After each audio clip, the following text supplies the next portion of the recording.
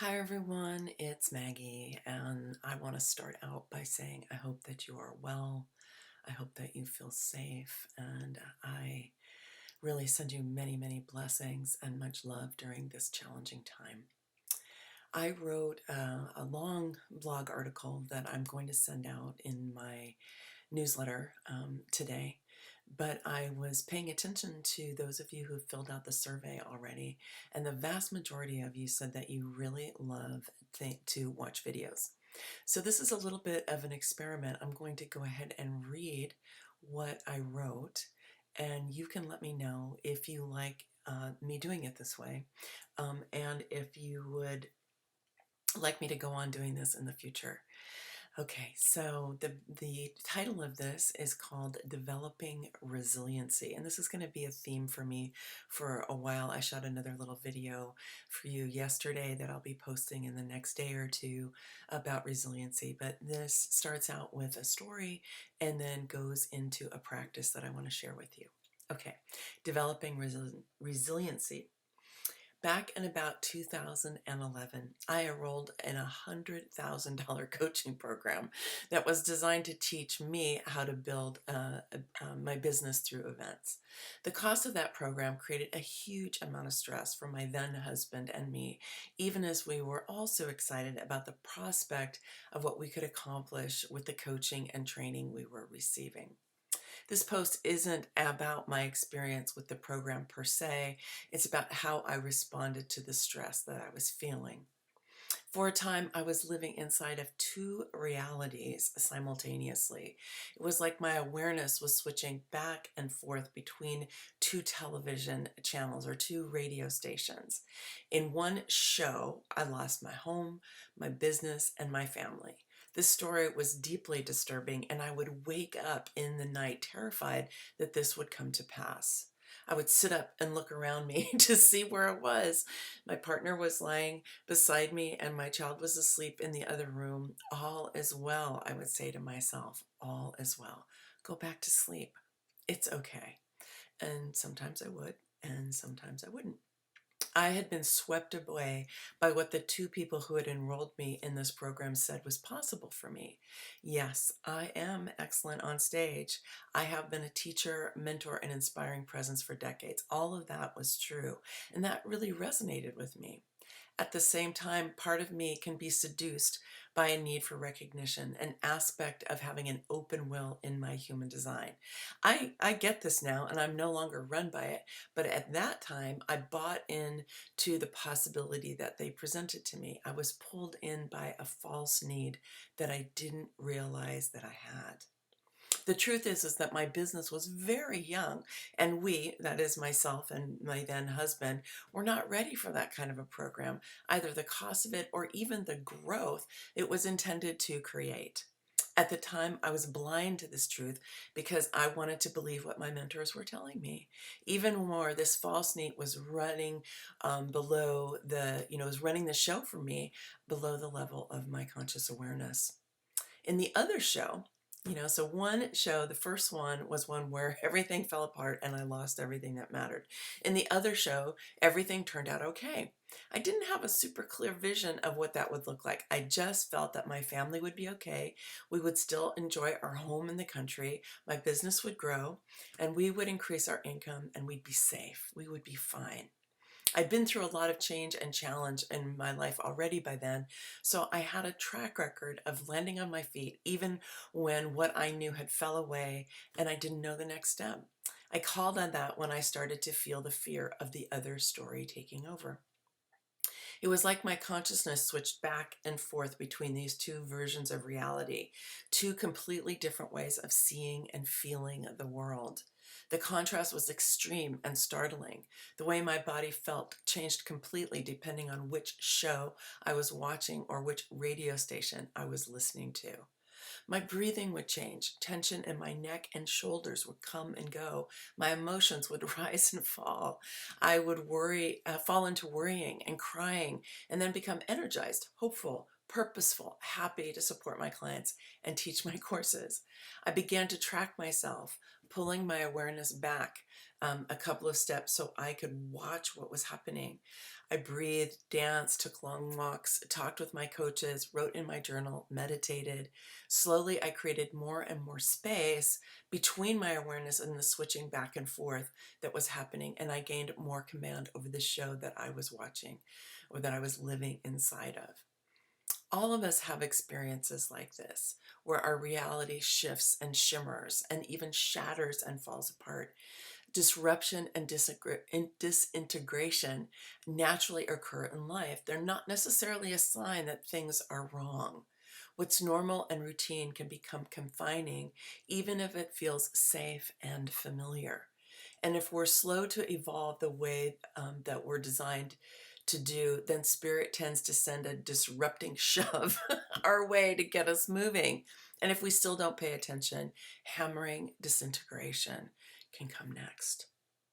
I got to practice how to be with myself and what to do when disruption hits during this time when I was enrolled in this program. Fortunately, I did exit that program partway through because it really was not appropriate for me at the time. Of course, I didn't like it. I didn't like the way I felt. I didn't like what was happening, but it was a beneficial training ground. The next section is called Well Prepared. Several years later, after I had built a $500,000 coaching business using events, I did actually go on to do that. I did lose my home, my business, and my marriage, though fortunately not my child. Even though I had exited that program, I still had moved quickly, too quickly as it turned out, to create my business. I did not have the infrastructure, the staff, or the cash flow to sustain that kind of growth in a couple of years' time. Now I know that I was also working against my human design, initiating rather than responding, pushing when I ran out of energy, not paying attention to right timing, not giving myself enough time to make good decisions, and believing that I could create plans with my strategic mind, then implement them solely based on my intent. I didn't know any better and I burned myself out big time. That's when everything fell apart and I lost everything, just as I had been afraid that I would. Now, I know some of you are really into law of attraction, and you might think that I attracted this situation because earlier I had created it in my mind and given my emotions into it. But, I don't think so. Maybe. What feels right to me and what's a more helpful and kinder perspective is that my earlier experience was preparing me for this one. I'm not particularly assigning intent to my inner being about this, but who knows what's really working in the cosmic plan. What I do know is that when I stepped away from my business, went through a divorce, moved into a tiny cottage compared to my 2,000 square foot home, and had to explore new ways of creating income, that I was kind of ready. I had already developed the ability to change my perception and to know that my perception, any perception, is simply that, a perspective, and that I can change it with intention and practice. Now, changing perspective does not mean that everything magically disappears. Everything difficult magically disappears. What it does mean is that we can move into a more resourced state in which new possibilities and potential become available. We can actually see things that were not visible to us before, and that's pretty uncanny. In this more resource state, we can also become more receptive to inner guidance, or guidance from what I like to call my upstairs team. The portal to other dimensions of consciousness opens up, and we can receive insights and direction that our smaller minds cannot imagine on their own. In human design, I have a lot of what's called the knowing circuit, and this means that I can receive downloads from superconsciousness and also have a deep sense of knowing about many things when I'm relaxed enough to feel it and allow it to happen. When I'm more agitated or in denial or allowing disruption to take over my awareness, I cannot hear or feel my inner being or the divine beings that I pray to and work with. I become trapped inside my smaller mind with doors slammed to super consciousness. I don't do this on purpose, of course. It happens as a survival mechanism, kind of like crawling into bed and pulling the covers over my head. My scared parts imagine that if I get small enough and hide away, that I'll be okay. This is a little kid behavior that made sense when I was small and didn't have a lot of options about where to go or what to do when something went awry and I felt scared. Now, as an adult, an elder even, I am more resourced, including an overflowing magic backpack of tools and processes to help me through challenging times. Shifting perspective enables me to change my state of consciousness and thus how my body feels, my emotional tone, my thoughts and perceptions quickly, even instantaneously at time, switching the channel, if you would. And I imagine that this is true for you. You probably have an overflowing magic backpack of resources and tools as well. I want to share with you a couple that I have developed over time that I hope that will help you. Okay, so this is an image of my spiritual radio. um, and I painted this image in the midst of the experience I've described above when I was in that $100,000 training program. And I was feeling like I was going back and forth between these two television stations or radio stations. And I love to share this image with clients and now with you. So this is my spiritual radio. And when the dial is turned all the way to the right, you'll see it says Sab, right? That's the Saboteur station. Hear your drone, hear drones on your inner fears.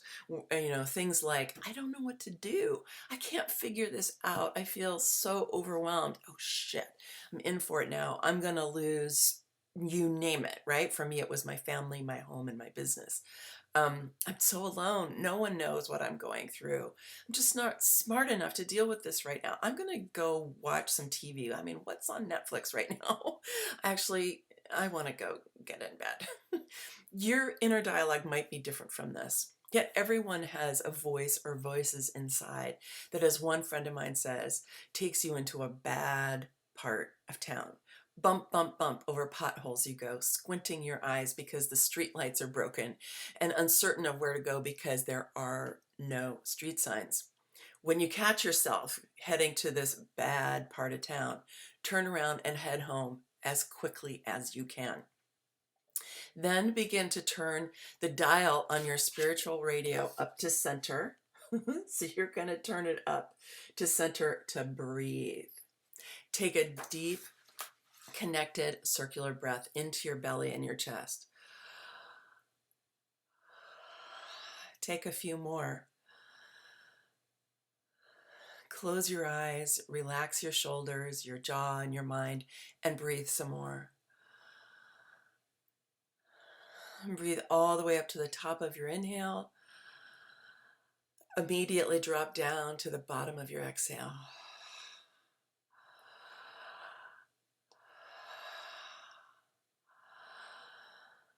Breathing in is your yes to life.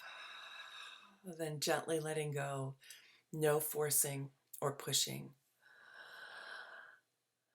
As you continue to breathe and relax, use your dominant hand to turn the dial even farther to the left, all the way to the soul level.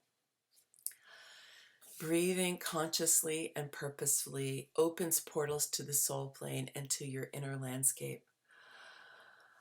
Breathe in with enthusiasm. Gently breathe out, just letting go. You don't have to force anything to release what you no longer need. You just need to relax and let go. As you breathe, invite yourself to become more and more open to your inner being, to your highest good, to, even if you don't believe this with your mind, even if you have evidence in your life that might tell you otherwise, encourage yourself to embrace these timeless truths. You are safe. You are well. You are divinely guided. Everything is always working out for me. Ask for the support that you need. Cry if tears arise for you. They often do for me. Laugh if that bubbles up inside of you. Let anger move through you, or resentment. Feel your heart open with compassion and kindness and understanding. Whatever presents itself, let it flow. When you feel complete, give yourself a big, big hug and even a kiss, as if you were someone that you truly, truly love.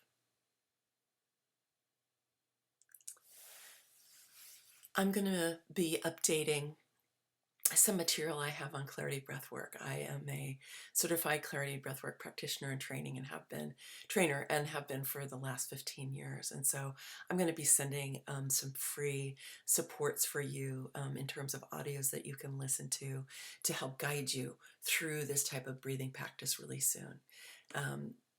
Stay tuned for that. I'll be sending it to you in the next few days. In the meantime, many blessings and much love from my deepest heart and my inner being to yours. Goodbye.